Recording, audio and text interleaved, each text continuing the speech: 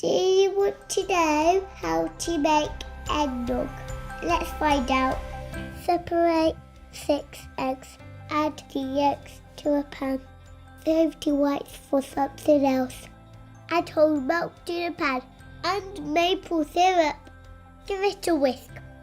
Add a splash of cream. Whisk it in as well. Heat gently until smooth and silky. Keep stirring. Remove from the heat. Ask an adult to help. Add vanilla, mixed spice, and a little extra nutmeg. Stir it all together. Smells like Christmas. Mummies and daddies may want to add a splash of rum if you must. Allow to cool and pop it in the fridge. Happy Christmas!